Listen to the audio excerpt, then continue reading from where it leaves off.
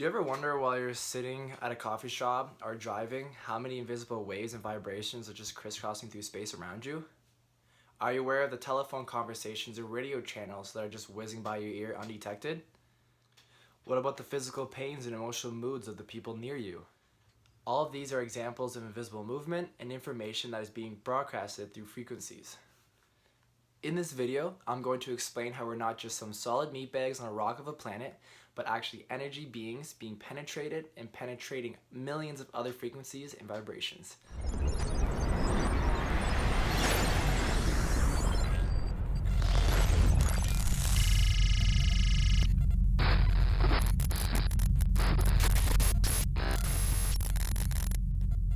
Do you remember being in science class and being told the great truth from Albert Einstein that E equals mc squared?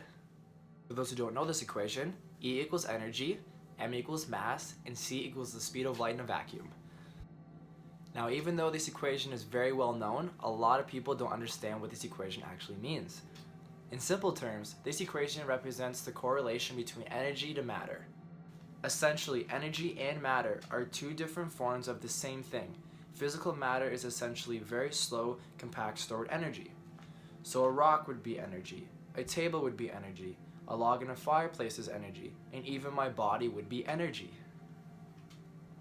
Everything is moving at different speeds, and by changing the speeds, the matter might convert to more or less active forms of energy. So like how you would see water turn to steam or to ice, for instance.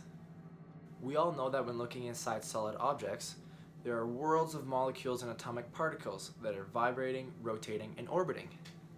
Now, quantum mechanics have revealed that those tiny particles are also waves of energy, that matter and energy can act as either a particle or a wave. When scientists were looking for a particle, the wavicle or quantum entities being photons, electrons, or neutrons, would become a particle. But when they were looking for a wave, the quantum entity would become a wave. First, this points to the fact that you're not separate from the outside world that you observe and define as you, that your actual perception determines your reality. Second, this points to the fact that energy and matter doesn't exist in reality, but only in probability. When they were looking for the particle's position, they wouldn't know its momentum. But if they found the particle's movement, the position would blur. Quantum entities are things that might be or might happen rather than things that are. The result is that quantum entities exist in multiple possible realities called superpositions. As soon as an observation or measurement is made, the superposition becomes an actual reality and the wave function collapses. The many becomes one, so at any given moment it contains unlimited possible futures that can become real. The reality that occurs is the one that you pay attention to. Now here's the kicker. According to the many worlds theory in physics, our world is split to the quantum level into a limited number of real worlds, where they're unknown to each other, where a wave, instead of collapsing and condensing into a specific form, evolves, embracing all possibilities within it. All realities and outcomes exist simultaneously but do not interfere with each other. This gives some basis to the metaphysics concept of past and parallel lives, that for any action you take, there are unlimited numbers of you living the different version of your soul. This all makes you wonder, why do we think we're so solid and finite? That miracles are impossible and radical change is foreign to our basic nature? Now that I've opened your mind up and got you thinking about reality, let's get more into the topic, frequency. When looking at the electromagnetic spectrum, you will find low frequency waves and high frequency waves. The difference between them is that low frequency electromagnetic waves have a long wavelength and low energy, while high frequency waves have a short wavelength but high energy. The low frequency end of the spectrum builds from radio waves to microwaves to infrared to visible light to ultraviolet radiation to X-rays and then finally to gamma rays. In case you aren't familiar with the functions of these vibrations, I'll quickly explain what each one is. Radio waves are used to transmit data through televisions, radios, cell phones, MRIs, and wireless networking. Microwaves cause certain molecules to absorb energy and heat up, while low-intensity microwaves are actually used in Wi-Fi. Infrared radiation is used in astronomy and in night vision or thermal energy technology, since hot objects radiate strongly in this range. Visible light spectrum is the range in which the sun and stars emit most of their radiation, and it corresponds to with our world of sight. Ultraviolet radiation is highly energetic and can break chemical bonds, making molecules unusually reactive or ionizing them. An example of this is when you get sunburn. It is caused by the destructive effects by the UV radiation on the cells. X-rays, they pass through most substances, which makes them useful in medicine. They are also given off by stars and nebula, and thus used in high-energy physics and astronomy. Gamma rays are produced by subatomic particle interreactions and are actually high-energy photons. They have great penetrative ability and can cause serious damage when absorbed by living cells. Now, there are a couple other vibrations that are not related to electromagnetic spectrum that we actually deal with on a daily basis. One of these vibrations is sound. Oddly enough, sound is not an audible portion of the radio wave band of frequencies. Sound is a series of compressed waves that travel through matter created by the back and forth vibration of an object such as your speaker. The waves are perceived when they cause a detector like your eardrum to vibrate. Another vibration that is not related to the electromagnetic spectrum is temperature. The heat an object possesses is determined by how fast its molecules are moving, which in return depends on how much energy that has been put into the system. So even very cold objects still have some heat energy because their atoms are still moving. Now, since I've pretty much mentioned all the frequencies in our external environment, let's talk about the frequencies in our internal environment. So when looking at the human brain, we all know that it produces brainwaves. These brainwaves are frequencies that the brain is releasing when we're feeling a certain way or in a certain state. These frequencies are classified into 4 different categories: beta, alpha, theta, and delta. Beta is measured from 13 to 27 Hz and originates in the cortex, which is the thinking/reasoning part of the brain. Beta is associated when you are alert, awake, and focused. It is a state that we dwell at most of the time, and that you're probably in beta right now as you're watching this video. The next category of brainwaves is alpha, which is measured from 8 to 13 Hz and originates in the thalamus. Alpha brainwaves are slower and appear when you're relaxed but not drowsy. They are found during tranquil states such as light meditation, daydreaming, light hypnosis, time in nature, rest, and exercise. The next wave is theta. Theta is measured from 4 to 8 Hz and is found in the limbic system of the brain. The limbic system is the key to our emotional and memory aspects of our brain function. It is a place that is subconscious for most people and often overriding or hijacking the rational thinking or reasoning of the brain. Theta frequencies can be achieved when lightly sleeping or during meditation. In the more alert phases of theta, you may find yourself tapping into the more creative side, as this is a highly functioning cognitive state. Researchers Elmer and Alice Green of the Meaning Foundation have said that causing the brain to generate theta activity daily over a period of time seems to have enormous benefits to the human body, including boosting your immune system, enhancing creativity, and triggering feelings of well-being. The last category is delta. Delta is measured from 0.5 to 4 Hz, which is very slow and found during deep sleep. Delta is generated by the brainstem and is associated with the process of self-healing. So now that you understand that energy and frequencies are all around us and within us, let's dive into how we can use and manipulate frequencies. A study done by the Monroe Institute on Consciousness have found out that by using binaural beats through a process called hemisync would have great benefits to the individual. Depending on the intended goals, different frequencies were used to create a binaural beat. A binaural beat is created when you introduce one ear to a specific tone or frequency, then another tone to the other ear. As an example, let's say I played a frequency of 120 Hz in one ear, then 128 Hz in the other ear. The brain would then translate the two frequencies as an 8 Hz tone, which would be an alpha frequency. After listening to this binaural beat, your brain would then experience the state of awareness that is associated with the difference. But how do we know this is effective, you may ask? Individuals' brainwaves were measured by using an EEG device before and during the binaural beat. After the individual was introduced to the binaural beat, the individual's brainwaves would then match the state that they were being introduced to. So binaural beats are essentially a method of hacking your brain to reach a desired brainwave state.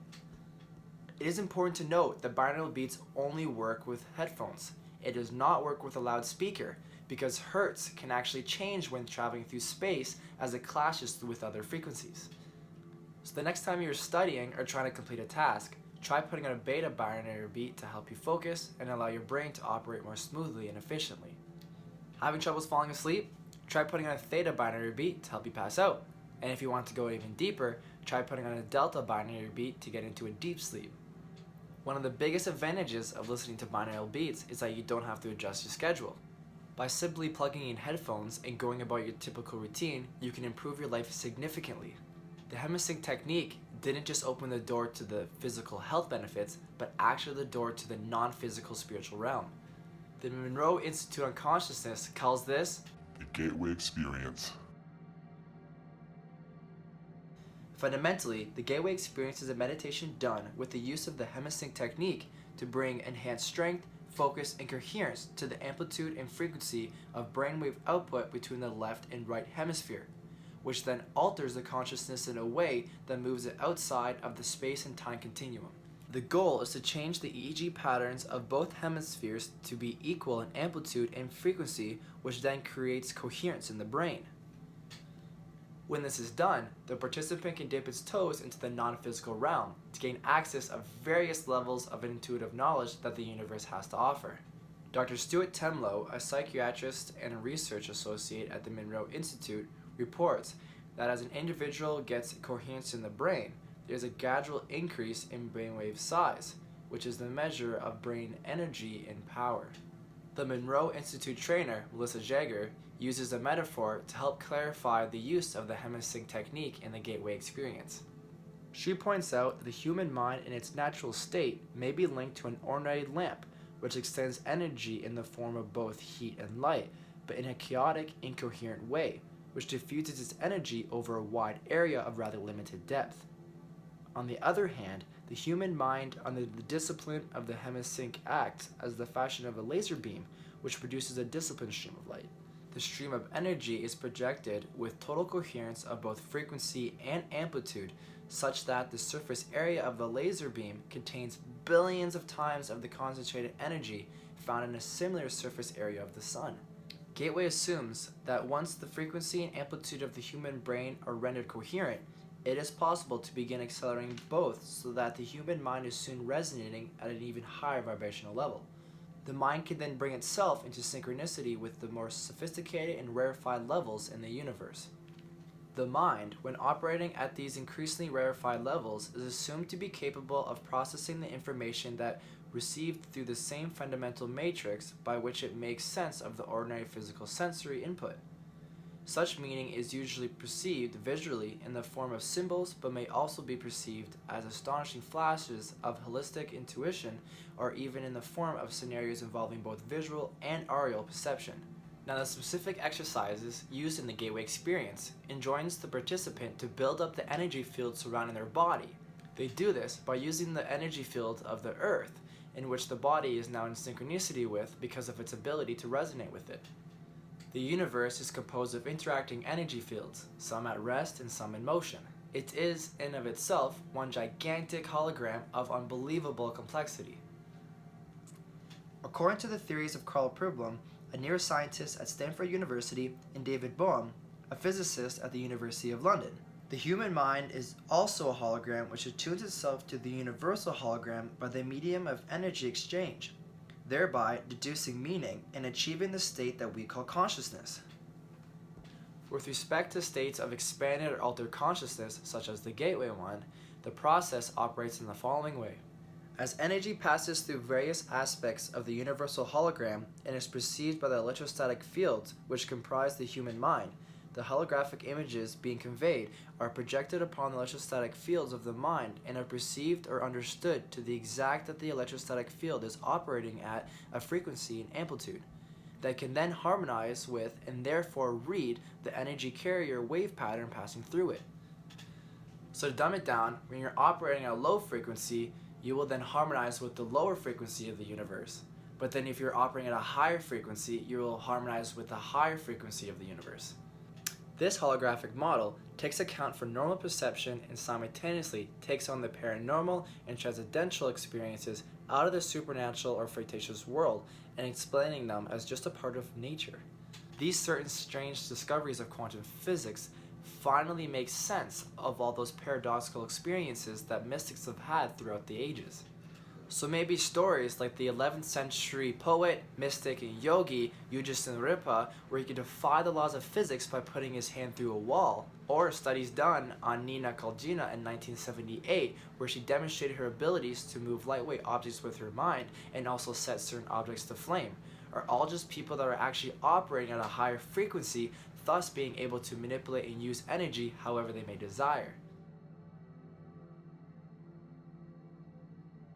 A document posted by the CIA in 2006 states that the energy bar tool technique involves envisioning a small, intensely pulsating dot of light which the participant changes in its imagination with enormous energy until it is virtually pulsating.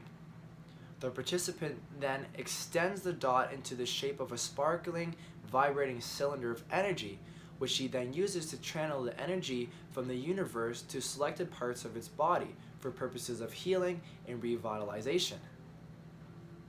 The participant can then channel his energy through their body to affect the outside world.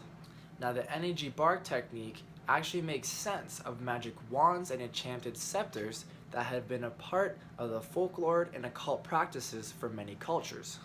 The scepters, staffs, and maces carried by monarchs and high priests were used to channel the energy from their body to the outside world.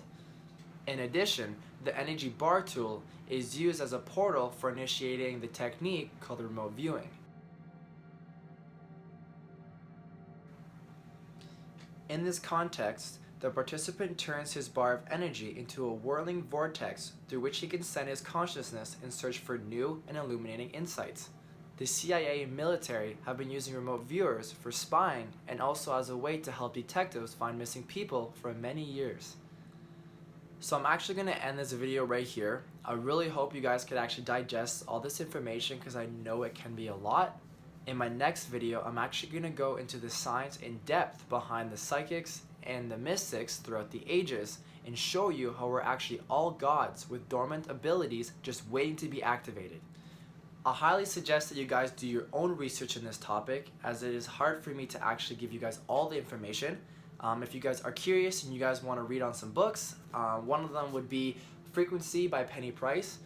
You can get this at Indigo or Chapters. It is a very good book. She goes and explains frequency, how it's related to our feelings and our emotions, and how to actually change your emotions just based on changing and be able to change your frequency.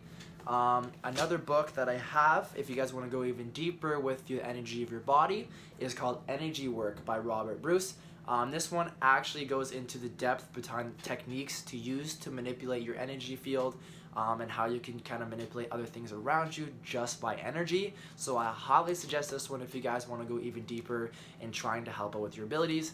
And then another one, if you guys still need hard evidence on certain topics, another one would be Becoming Supernatural by Dr. Joe Dispenza. So he is a very good doctor. He is from the States, and he does a lot of practices that have to do with meditation and how it can help your body heal, and by using Binaural Beats, all that stuff. So I really suggest that you guys read some of these books to kind of help out with your own research. I really thank you guys for taking the time to watch my videos, and I hope you want to subscribe and join in on Escaping the Matrix. And on that note, have a loving heart and keep a pure intent, and you'll make it through these times. See you guys and have a good day.